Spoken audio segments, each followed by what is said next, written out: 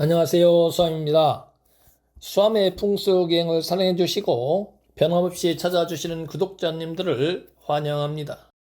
오늘은 예전에 강화도를 방문했을 때 살펴봤던 용흥궁에 대해서 말씀을 드리려고 하는데요. 이 용흥궁은 조선 제20대 왕인 철종이 거처하던 잠저, 즉 왕이 오르기 전에 살던 초가가 있던 곳이라고 하는데요.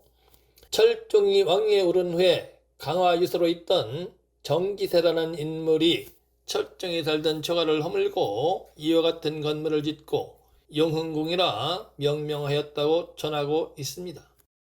철종하면 강화에서 농사를 짓던 더벅머리 총각, 강화도령이란 단어들이 먼저 떠오르는데요.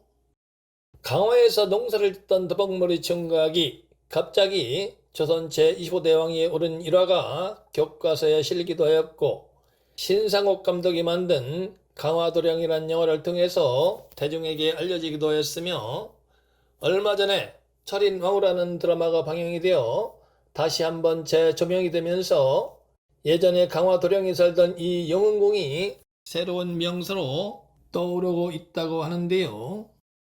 도대체 철종이 누구길래 농사를 짓던 더벅머리 총각이 갑자기 왕위에 오르는 행운을 잡을 수 있었을까요?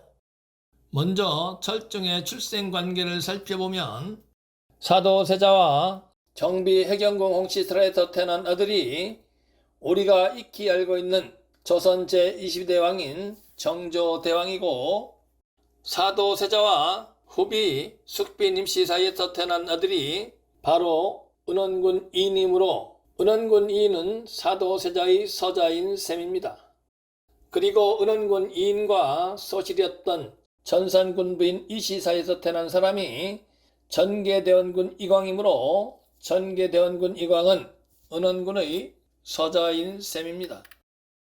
또한 전개대원군 이광과 첩이었던 용성부대부인 염시스라에서 태어난 인물이 바로 후일 순조의 양자가 되면서 왕위에 오른 강화도령 이변, 즉 철종인데요.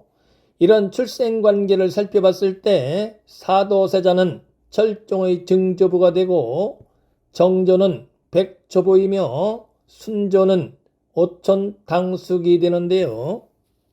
이와 같이 왕권과 아주 가까운 인척관계였던 철종이 어떻게 강화도에서 더벅머리 총각으로 농사를 지으면서 살게 되었을까요?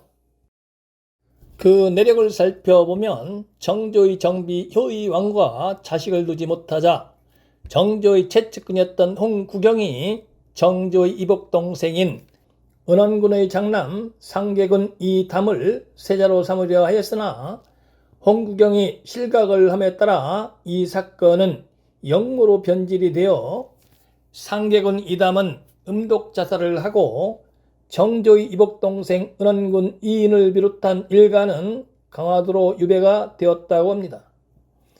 정조의 이복동생인 은원군 이인과 함께 강화도로 유배가 되었던 은원군 이인의 처 상산군 부인 성씨와 은원군의 장남 상계군 이담의 처 평산군 부인 신씨가 정날에서 건너온 주문모 신부의 세례를 받은 천주교 신자인 사실이 조정에 알려져 대신들로부터 탄핵을 받아 사약을 받았고 정조의 이복동생 은원군 이인도 갖은 박해를 받다가 견디지 못해서 강화도에서 탈출을 시도하다 발각이 되어 역시 사약을 받아 죽었다고 합니다. 그리고 은원군 이인과 소실이었던 전산군 부인 이씨설에서 태어난 사람이 바로 철종의 아버지 전개대원군 이광인데요. 순조는 아버지 정조가 은원군 이인을 살리려 한 유지를 받들어 강화도에 살고 있던 전개대원군 이광과 일가를 1830년에 강화도에서 일시 방면하여 한양에서 거주하게 하였는데요.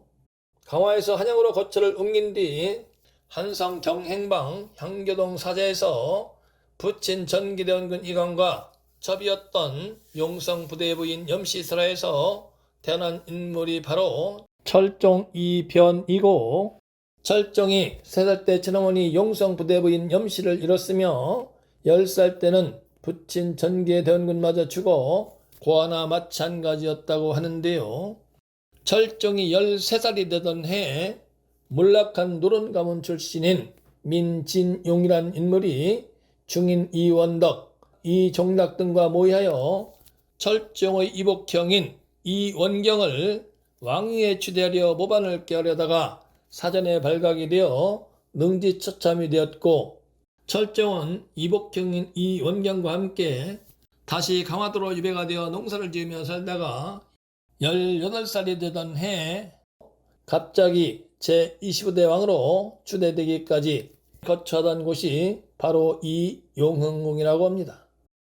이 용흥궁이 자리하고 있는 곳의 풍수지리를 살펴보면 강화읍 뒤편에 세운 북산에서 이와 같이 길게 뻗어내린 다음에 성공이 강화 성당을 통과한 산줄기가 끝나는 지점에 자리 잡고 있으며, 용흥궁 주변을 감싸고 있는 용사를 살펴보면 북산에서 이곳으로 뻗어내리는 산줄기를 좌청룡으로 삼고 있으며, 역시 북산에서 이곳으로 뻗어내리는 산줄기들을 우백호로 삼고 있어 좌청룡과 우백호가 격을 이뤘다고 할 수 있습니다. 또한 그 왼을 높게 일어선 산줄기가 크게 감싸고 있는 형상인데요. 풍수지리에서는 이를 나성이라 하고, 나성은 보국이 다소 부족한 점이 있다 하더라도 이를 보완해 생기를 더욱 안정적으로 보존해주는 역할을 하므로 혈이 맺힌 명당이 될 수 있는 외부적인 요건은 충분히 갖춘 것으로 판단이 됩니다. 그리고 조안을 살펴보면 강화읍 남쪽에 기봉한 남산을 조산으로 삼고 있는데요. 대체로 유정합니다. 또한 수세를 살펴보면 북산에서 뻗어내린 산줄기 사이를 타고 내려온 물들이 서쪽에서 다가오는 큰 물줄기와 합을 이룬 후에 용궁 앞을 휘감고 돈 후에 우측으로 빠져나가는 수세를 이루고 있으므로 득수의 수를 이루고 있는 형세라고 할 수 있습니다. 이러한 안정적인 입지와 좌우 영호사 그리고 득수의 수세 등을 갖추고 있어 명당이 될 수 있는 조건을 두루 갖추고 있다고 할 수 있습니다. 그러나 명당이 될 수 있는 외부적인 요건을 두루 갖추고 있다고 하더라도 용궁이 자리 잡고 있는 곳에 산천의 정기가 모여 엉겨붙어 혈이 맺히지 않았다면 이런 것들이 다 허울만 좋은 껍데기에 불과하다고 할 수 있는데요. 그래서 현장에서 용흥으로 입서는 산줄기 형상을 살펴본 바 성공의 강화 성당을 통과하기 전까지는 구릉을 이루던 산줄기가 용흥궁 바로 뒤편에서 경사를 이루면서 낮은 곳으로 뻗어내리는 형상을 살펴봤을 때 면을 넓게 펼치면서 뻗어내리는 형상이라고 할 수 있으므로 성공의 강화 성당을 통과한 산줄기의 힘이 온전히 용흥으로 입수가 되는 형상이라고 할 수가 있습니다. 또한 경사를 이루면서 뻗어내리던 산줄기가 평평해지는 땅과 맞닿는 음내양수처에 자리 잡고 있으므로 음양의 법칙에도 부합하는 형상이라 할 수 있습니다. 이런 여러가지 형상들을 감안했을 때 용흥궁 본 건물 중심에 혈이 맺혀 있는 것으로 판단이 되었습니다.